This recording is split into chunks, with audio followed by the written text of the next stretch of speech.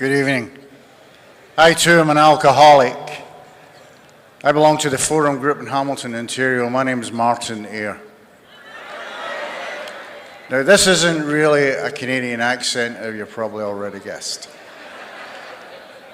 Now, if someone beside you says, I don't understand them, tell them I love them, okay?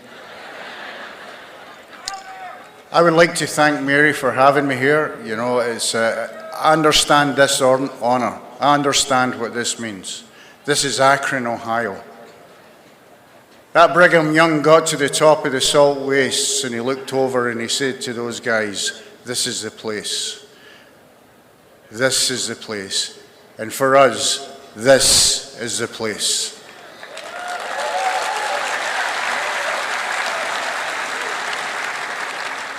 You know, it's a great, I got some real good friends down here. Or I've got a couple that pretend to be friends, Christina and Paul. You know, they pretend, they're good, you know.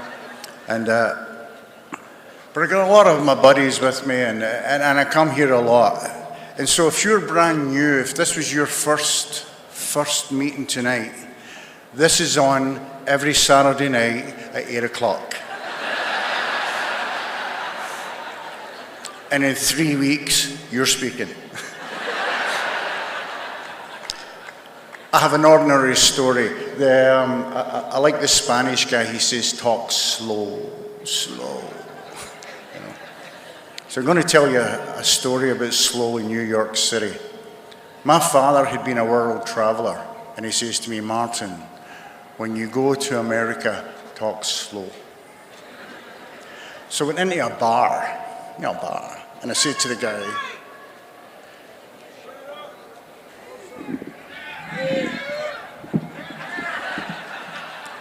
how's that?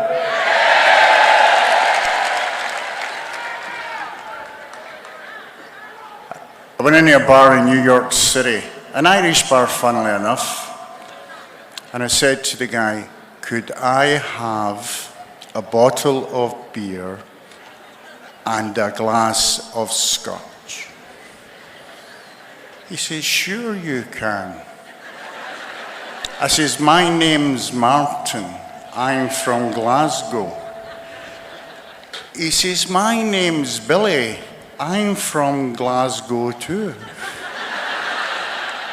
I said, well, Billy, if you're from Glasgow and I'm from Glasgow, why are we talking like Americans? No? My story is very ordinary. Please understand that I'm an ordinary guy. I've just been so blessed to get here. I suffer from this illness that breaks every single heart that comes close. Mine's included. You know, I was born in Glasgow, a big town Glasgow, you know, and great people. Oh God, they were great people. There was always more weak than there was check. There was so many kids in the house, you didn't know whose face you were washing when you were up in the morning. You know, it was just too much. Yeah?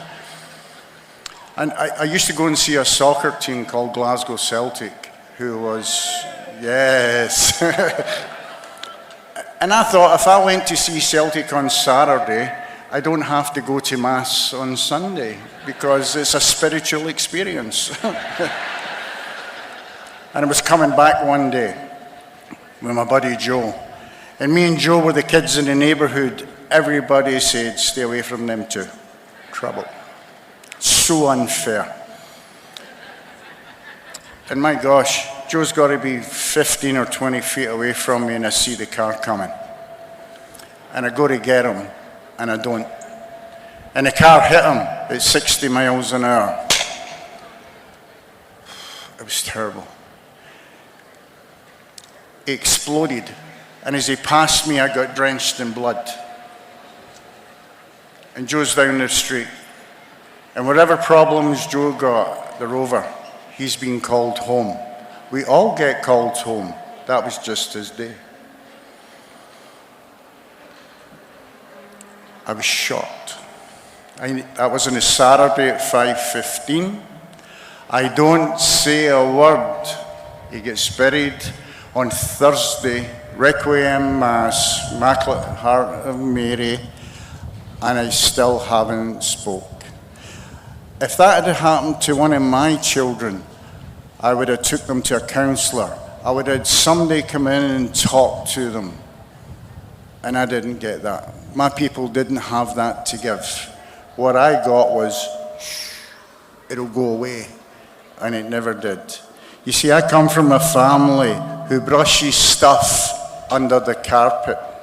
In fact, we brushed so much under the carpet, we were using the carpet for a coffee table. You know.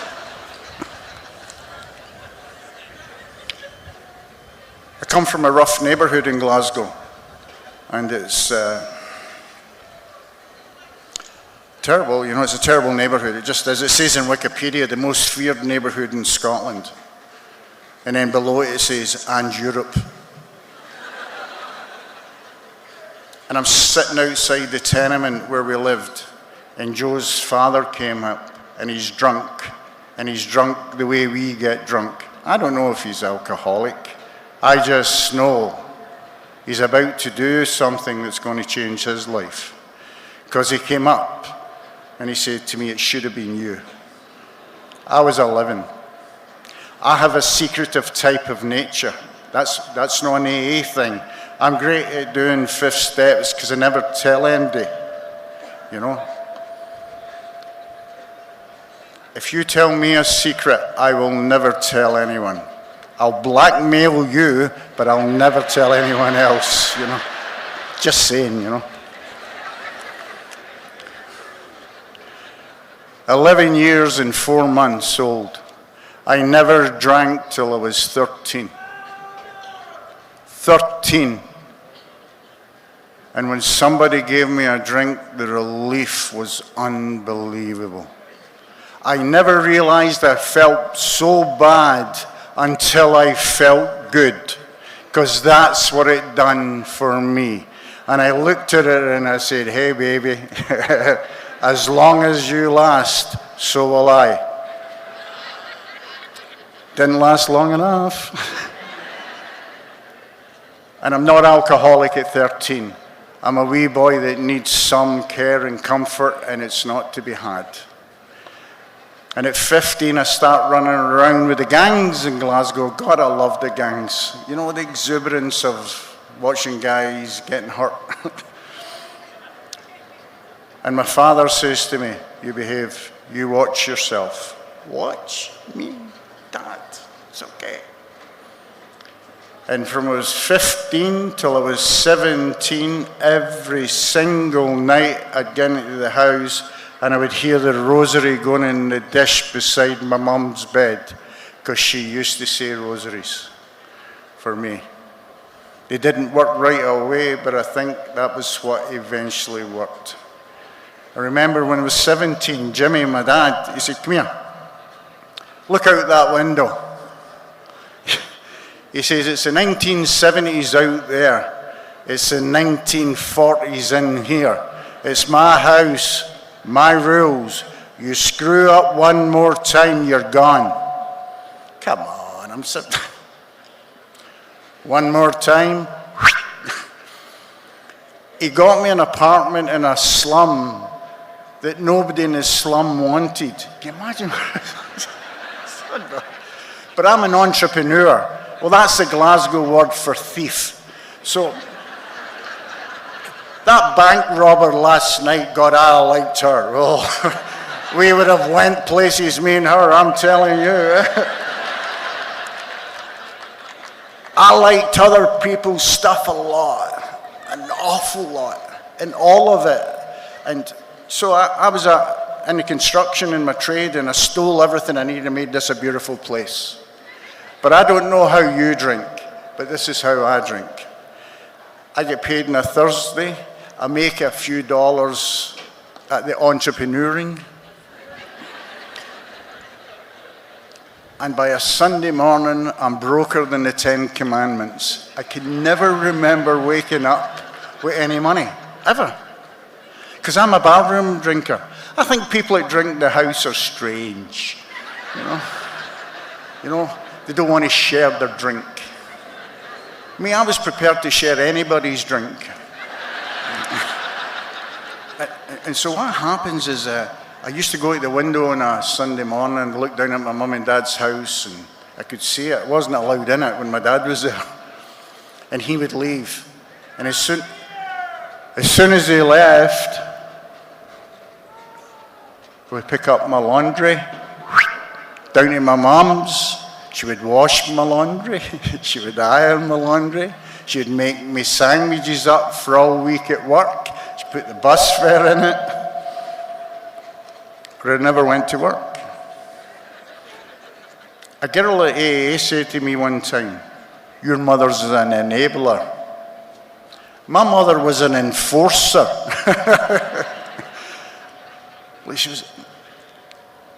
She'd have stood in front of a firing squad for me, and I would have let her, because that's what I do. You know? I finished my apprenticeship, good at school, great memory. School's easy. The trade's easy. I work with the best guys in the world at my trade, and I don't know it. And I said to my dad, "I'm finishing my trade next week."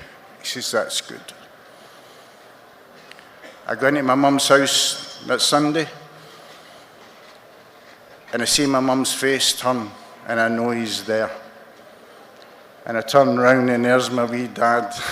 I used to say to people I was scared of my father. I was never scared of my dad. I loved and respected my father, but I didn't know how to say that, and neither did he. You know, he just loved him. He was a good guy. And he was a tough guy. He used to hand the wages in every Friday. What kind of guy does that? Give your wife all of your wages. But anyway, he said, "Come here, He said, "You're moving." I said, "I moved 2 years ago." He said, "No, you're moving countries." And he took 2 photographs out of my mum. And my mother's off what they call the Black Irish. Shock black hair, robin blue eyes, skin that people pay thousands of dollars to get. Don't worry, boys, I look like my dad.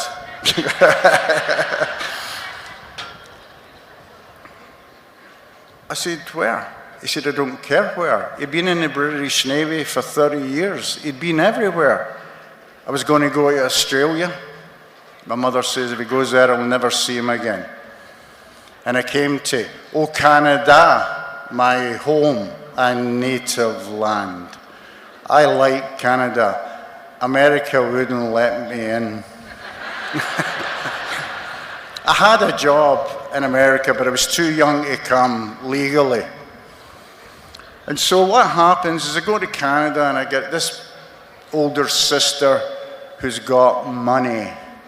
Now, I don't really like a lot of my relatives, just the ones with money, you know.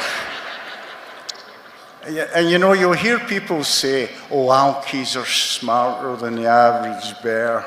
Yeah. Who told you that? Another Alkie. You ask an Al-Anon. He just laughed. But we're not smarter than the average, but we're more intuitive. And I'll tell you what I mean. I go to my sister's house. I had never been in a house like this before. I had never been in a house like this before when the people who owned it were in there too. And my big brother-in-law takes me down the basement, and he opens the door, and he has a bar in the house. A bar. He doesn't have 2 bottles of whiskey and 6 cans. A bar. My sponsor's here. If that had been me and him, 2 bottles of whiskey, we'd have drank that and went for lunch somewhere. That's what we do. But he had hundreds and hundreds of 40 and 60 ounces and beer on draft. Couldn't believe it. And when he put his arm around me, I knew they haven't told him about me. I knew that right away. And he said these words. And you see, I don't ever want to be profane or rude from this podium. This podium is sacred. So if you come here and swear, stop. There's ladies in the room, guys. Thank you. So the big guy puts his arm around me and he says, help yourself. Do you know what the feeling was like? You know the first time you had sex? Well, with somebody else, I mean, you know. That's what it was like. Full transparency, the bar lasted a lot longer than the sex ever did, so you know. And I don't know what you drink, but I know what I drink. My favorite drink is what you got the most of. I have an incredible capacity to drink. Don't know where it came from, because there's people say, oh, you shake my family, and all sorts of alkies fall out. That wasn't the case. There was a few, but no like Tim's family, who were terrible.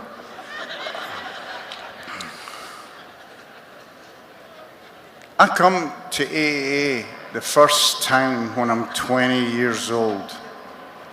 And I don't come to AA to stop drinking. I come to AA for the same reason that I drank. I come for relief. I thought maybe. And I heard the guy do what I'm doing now. Funnily enough, he was a Scots guy.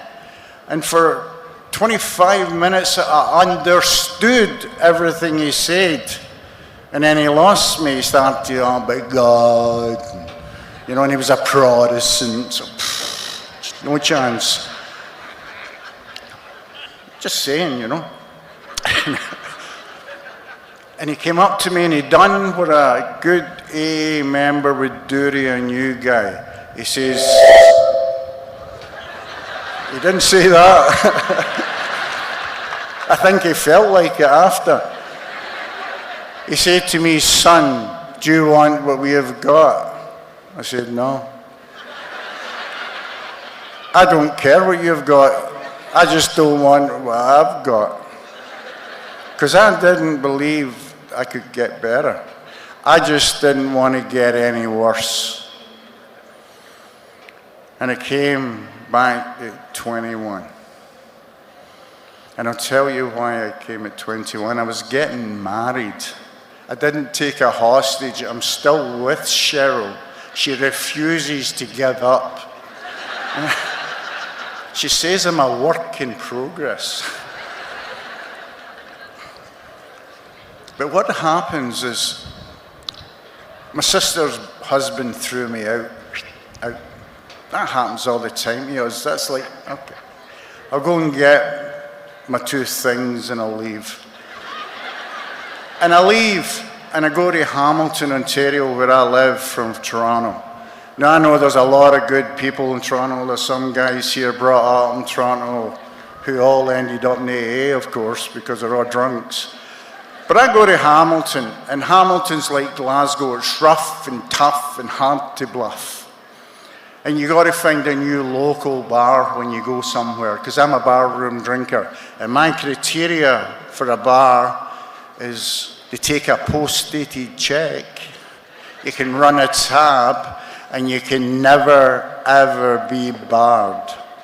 And I got the Jockey Club, and I'll tell you about the Jockey Club. Friday night, it's a bucket of blood. It's great. I love it. I just love it. You know, I box at a real high level, so I fit in. Saturday night, however, it's like Club 54. Oh, I like it. And you know, I'm not much to look at. I know that.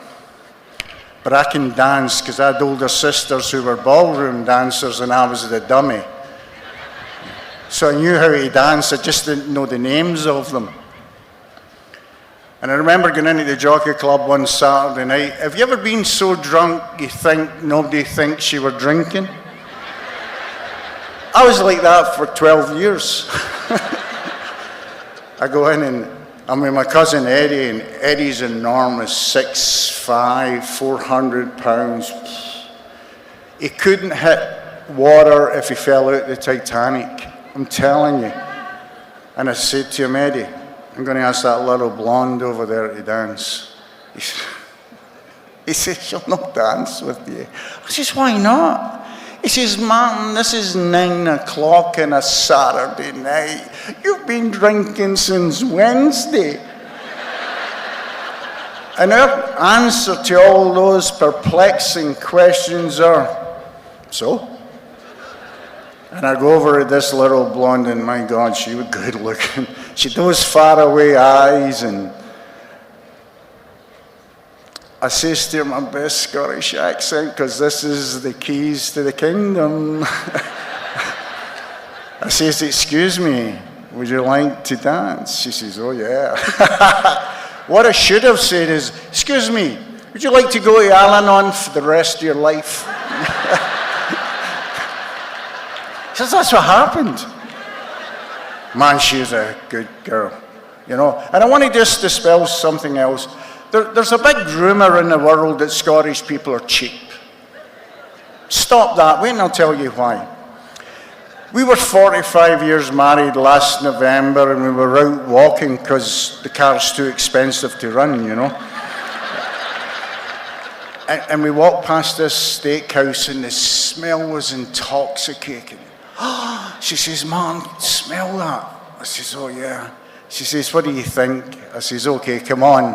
And I let her walk past it one more time. Because that's what we're like. So, I come at 21 to Alcoholics Anonymous before I get married, so that I don't embarrass my mother, who came from Scotland for the wedding, or her mother at the wedding. And I done pretty good till about 7 o'clock, and at 1:45 the police turned up anyway, because that's what always happens with me. That's what always happens. At 22, I come back to AA because we're having a baby, and I want to be a sober dad, and I can't do it. And I love that child. I love her. I just can't stay sober. And so I would think at some point I've crossed from being a problem drinker to alcoholic. I now have this illness, and this illness is debilitating, it's chronic, and I'm never going to get rid of it. I might not die from it, but I will die with it, I guarantee. So what happens is I come back at 23. There's a pattern here. And I meet a guy I wish I hadn't met. And his name was Jim. And he worked with my brother. And I don't know if you have a brother like this. I have a brother who they call the golden boy. And I'm the other one, you know. Right? My brother's just like my dad, hands the wages in, everybody's happy. You know, he's a normal drinker, you know, 2 bottles of beer, I'm on my way home. Why? Supper. Supper. I got pickled eggs. Pretzels. What's wrong with you? Home. My brother don't drink like me. Harry just doesn't. But he's a good guy. He's a good guy. So, at 23, a guy I work with, he works with, I look like my brother, look like brothers, of course. He says to me, he's Irish, he comes from Larne. He says to me, hey you, are you Harry's brother? I said, I am. He said, how come he's a nice guy and you're a jerk? Well, he never used that word, but that's the word I'm using. He says, he tells us about you on a Monday. You want to stop drinking, kid? I said, oh. And he done what good AA guys do.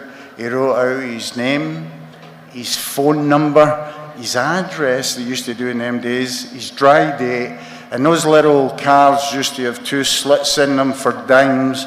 and he folded it over, and he says, "Here, son, the next time you get drunk, give me a call." I said, "What do you mean the next time? I'm 28 days sober. I'm cured." And he looked at me up and down, and you wouldn't get away with this today. You get a letter from a counsellor or a lawyer or something. He said, "Hey, listen, fatso. If I hung you up by the ankles in a smokehouse, you wouldn't be cured in 28 days. Let me know how you feel, eh?" And I went and got drunk. Came back at 24. Big trouble, legal trouble. Because we always end up in legal trouble, us. I thought, if I go back there, one of them super AAs will make me turn myself in. I'm not going. And I didn't. And I drank for another year. And between 23 and 25, I'm on Skid Row. Skid Row. I make more money in one day than my mother-in-law does in a week, and she's running 2 houses. She got a house for her daughter and a house for her, and I can't do it. Just can't do it. I want to do it. I want to be a good dad. I want to be a good husband. I have all the intentions of the world, but of course the road to hell is paved with them. And you know, you don't get a standing ovation for doing the right thing. And I want people to recognize if I do one little good thing. I go home on June the 25th, 1983. And I see a for sale sign on my house lawn. Well, my mother-in-law's other house, actually. And it's empty. And Cheryl and the baby have been over to my mother-in-law's. I haven't been allowed in that house in 2 years. I don't know where to get the courage. I don't know what happened, but the next thing I'm chatting at the door, and my mother-in-law opens the door and says, "Come in, you. I want to talk to you." Okay. My grandfather had died, and because my dad had been a Navy guy, I thought my granddad was my dad when I was a wee boy. And she says, "You have to call your mum." "Oh, okay. Hello, Mum." And my mother says, "Your granddad, my pa, wants you to come home to the funeral. Before he died, he says, I want Martin to carry the box. I've sent you everything we have. £1,000, $2,384.20 Canadian, which is about $11 American. But anyway, I go to the bank and I get it, and I think I'll have one bottle of beer to think of it, June the 25th, 1983, and I don't wake up until July the 15th, because I truly am a blackout drinker. I know everybody says, "Oh, I'm a blackout drinker." Be careful. Horrible stuff happens in blackouts. You're defenseless and you seem all right, and it's horrible. I'm a pretty able guy. Not.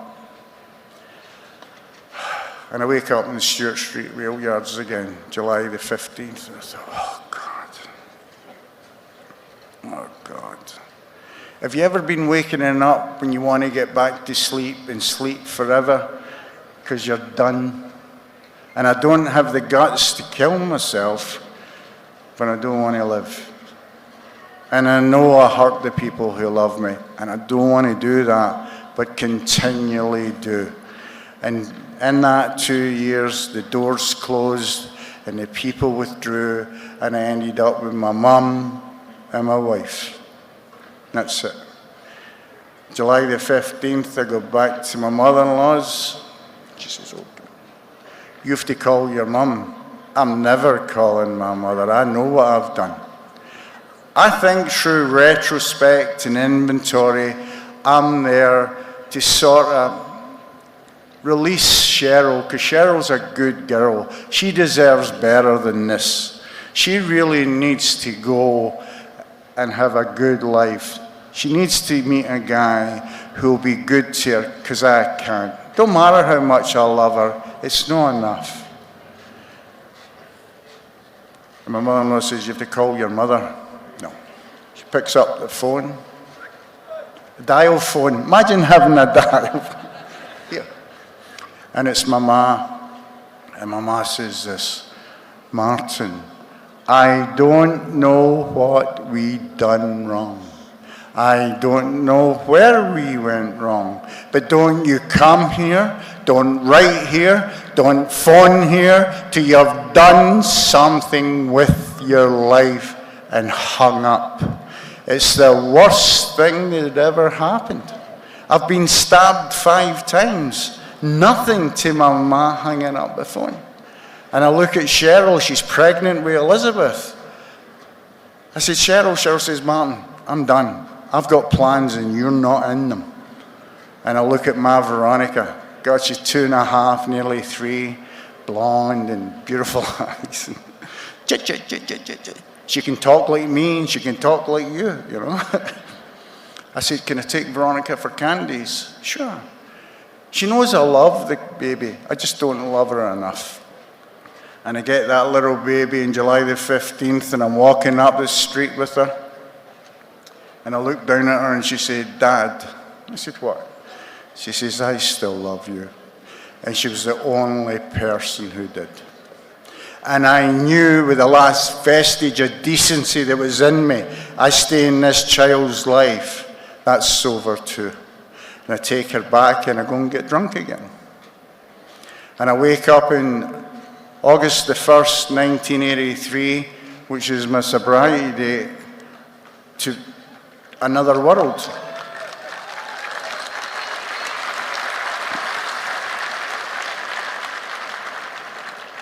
I called that Irish guy, and he came and done a 12-step call. He didn't come and get me and drop me off at the detox, because that's not a 12-step call, guys. That's a cab ride. He didn't tell me where the detox was on the phone, because that's not a 12-step call. That's information. He came and he got me, and he took me. And you know, it's funny, he came in a 1962 Part Lane convertible with red leather seats. I wouldn't have let me in that car. And he walked away around that big car, and he opened the door and he said, get in, son. And it's the first time in 2 years anybody had showed me a courtesy. Because I lived in a world, you show a courtesy, you show weakness, and we'll get you. He said, get in. He took me to the detox, and he came back that night, the next night, the next night, the next night, the next night. I said, I'll just keep going till he's fed up. If he was still alive, he'd still be taking me. He just kept coming.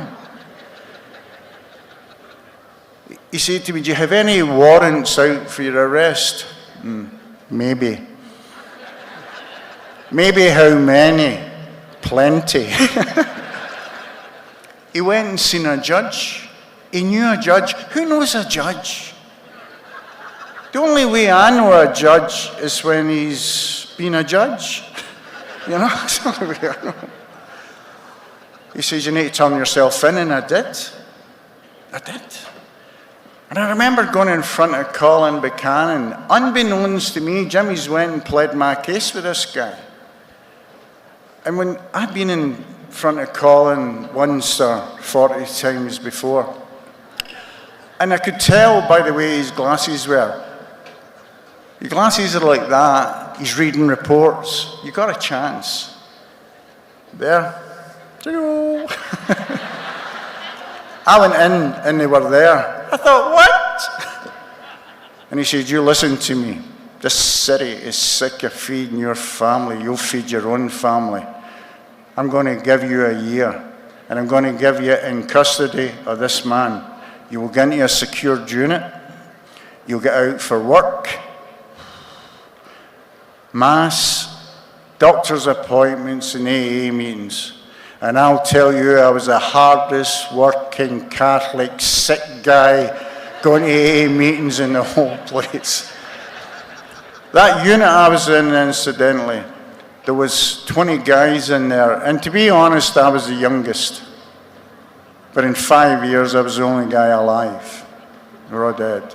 That's what this illness does.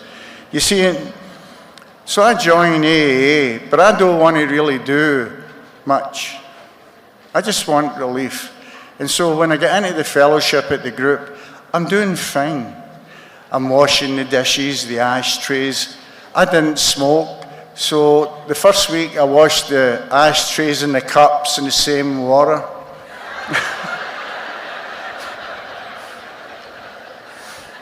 I'm thinking they'll not let me do it anymore.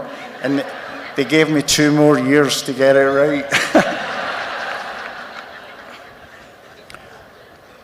I'm doing the stuff at the group, but I'm not doing any work. The big book is foreign. It's foreign. I'm not interested. I've read the big book. I understand the big book. But I will not let it reach me on a spiritual level, so consequently it means nothing. It's just words. And so what happens is Jimmy says to me, Martin, you're going to have to go through the steps. I says, when do we start? Oh, no, me, too smart for me, I'll kill you. I would kill you. I'm going to take you to AKRON. And he took me down here to meet a Scottish guy down here called John Leach. Man, oh man, what a monster he was. I go and meet John, and he's a big red-faced, and I go for an interview. Because see, young people come to AA today. In the old days, you had to get an interview before you could join. You just didn't let anybody in, because we've got to be careful, you know. And John's sitting in there, he says, and he went out to Jimmy, he says, Jimmy, I'd kill that kid. That boy's a nut. And I thought, I'll probably have to go through the steps myself, and then I'll teach everybody. I'm not the only one that thinks that, by the way. So this is what happens. In that scenario, a guy walks out called Ed, and he says, I'll take you through the big book. And he lived down here. He says, you'll come here for the next 14 weeks. You miss 1 week, don't come back. I said, I live in Hamilton, Ontario. You come down here for the next 14 weeks, and if you miss 1 week, don't come back. And I did. And I'm going to tell you, I'm not going to give you a dissertation on the steps or the book, but I'll tell you this. That guy had never really read the book for a long time. Do you know how they get sober? When he gets sober in January 39, through the 4 absolutes and the 5 directions. That's how they done it. Because he told me this, and I want you to think about this just for a minute. If you're a big book guru, well, we got a lot of them. He says, listen, hotshot, it's not about the steps. It doesn't say we practice these steps in all our affairs. It says we practice these principles in all our affairs. And you'll have to become principled to manage a life. Because you see, it doesn't matter what you do between the Serenity Prayer and the Lord's Prayer. There's always going to be guys in here to straighten you out. It matters what you do between the Lord's Prayer and the next Serenity Prayer you say.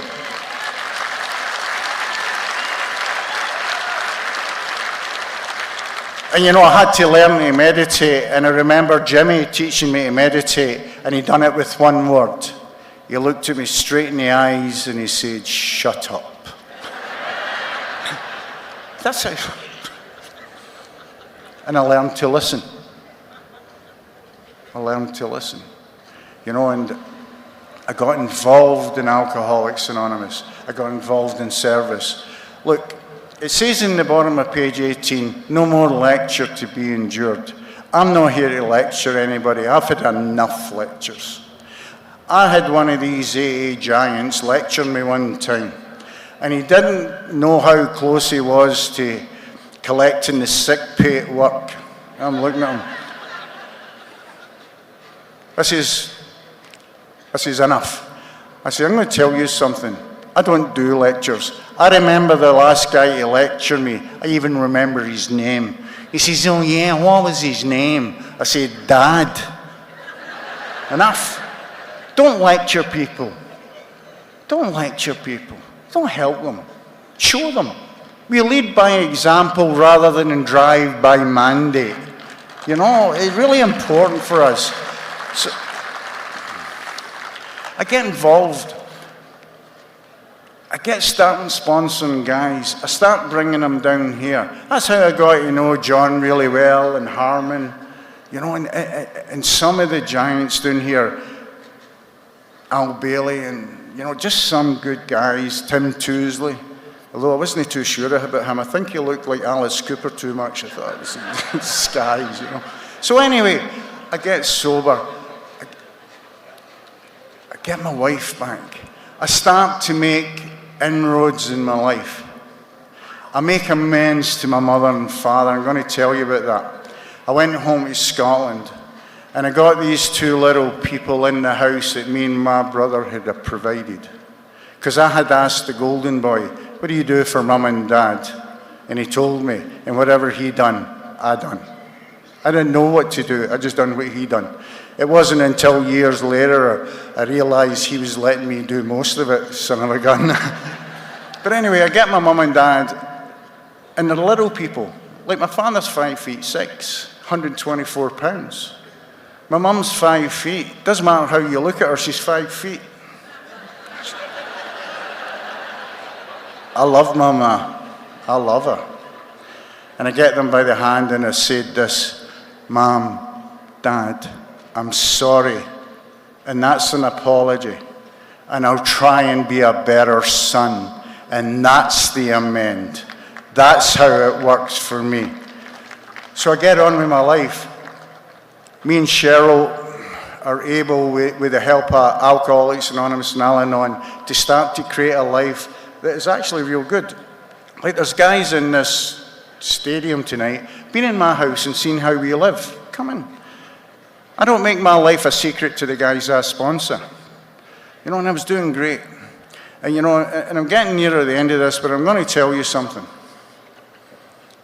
On June the 1st, 1994, my wee ma was 70, and I sent her flowers. The good book, not a big book, but the good book says 70 plus 10's a man's allotment, and she was 70. And I used to phone her twice a week, every week. To be honest, I phoned twice a week for the soccer results, and I talked to my mum too. But I called her this Wednesday, and I said, happy birthday, Mum, and she says, oh, Martin, those flowers came today. I've never had flowers like that. I said, it's okay, Mum. She says, no, however, I sent her white roses for love. She says, I put them roses out to cut them, to put them in a vase, and there was only 11 of them. I said, Mom, take the phone over to the mirror. And she did. I said, Mom, there's a 12 rose. I love you. That's how this works for me. It's about the demonstration of love in your life. We talk about love and service all the time. So tell me what you've done. How do you exhibit love to the people you say you love? You can't manufacture showing up.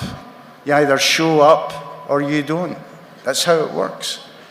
And my mother says to me, you're a bloody good boy, Martin, and I love you. And she died 3 days later, tragically and suddenly. That's life.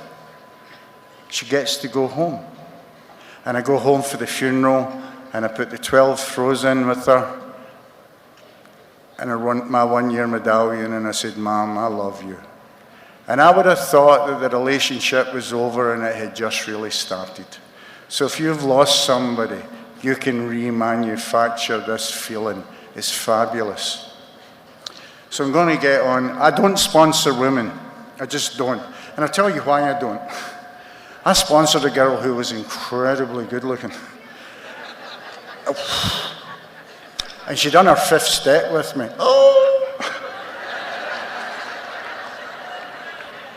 And we were in the car and she was doing her sex conduct. I almost drove off the road twice.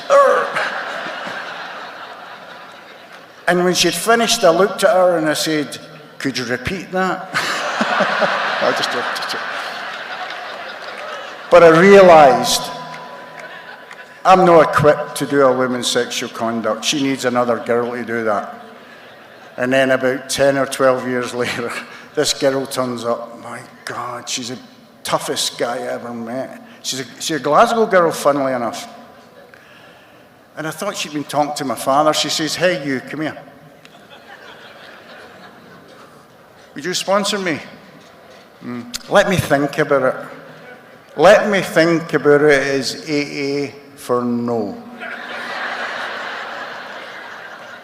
No. I asked 6 women, would you sponsor her? Would you sponsor her? Sue Mahoney said, Martin, she terrifies me. I said, I know how you feel. So I went home to Cheryl and I said, would you do the 5th step with this girl? Because I'm not going to do it. And we got her through the steps. We got her through the steps. She got better. The bike, she had a patch on her back, you know, she took that off. And she ended up a lovely big girl, lovely, 25 years sober. And we made her the GSR of the group, the GSR, the boss. One night the door went, I opened the door, there's a big one standing. I said, what's wrong? She said, was that the GSR meeting tonight? Oh yeah, the treasurer was stealing the money. I said, oh, he's got 5 kids. He need groceries or was it? She says, I don't know, I choked him. I said, what? Took 5 men to get me off of him.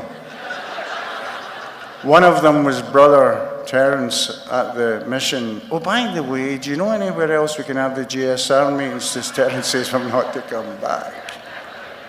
And I say to her, you can't act like that. And that's self-righteousness talking. That's fear talking. She started to cry. I thought that girl would never cry. She says, Martin, I just don't have it all together. You know, I've seen a few children here tonight. So they're the exceptions to what I'm about to say. Nobody has got it all together. There's not a single person in this audience who hasn't done something they're ashamed of. Not one.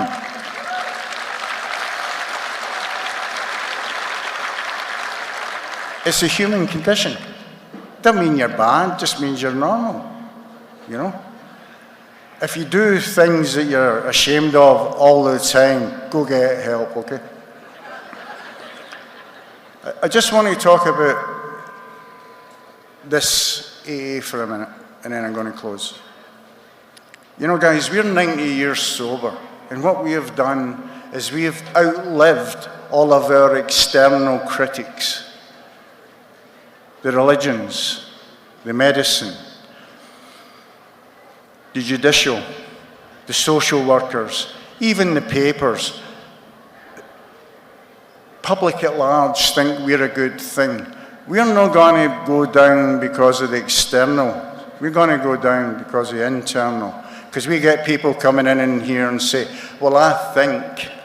I heard somebody say, oh, the old timers don't like the way AA is going. AA is fine. AA is fine. You know what I think's wrong? We're not teaching the new people the way we got taught. We're too soft. Oh, it'll be okay. It's okay till you die. It's okay if somebody loses an eye. But it's never okay unless you do what we have done. No sort of what we have done. No what suits you of what we have done. But what we have done. So I think that Alcoholics Anonymous is a fabulous organization. I believe it's a spiritual movement and not a spiritual monument. So that's why we'll change, but we need to be on the beam. We need to be on the beam. Because I don't want my grandkids coming here and thinking, what's this? That's what this is. Alcoholics Anonymous has touched more lives for this illness we have. Because I don't really believe I've got a disease. I think this is an illness created by the allergy. Wilson never calls it a disease in the book. He just calls it an illness. And if you look illness and disease up in Google, it'll shock you. It shocked me. So I think that we're fine. I think that all the work people like Mary and my host Matt and my buddy Scott have done, well, more Scott than Matt because he's pretty lazy. You know, I think all the work we do, the anonymous work we do, not expecting recognition, is what sets us apart in God's eyes. I really do.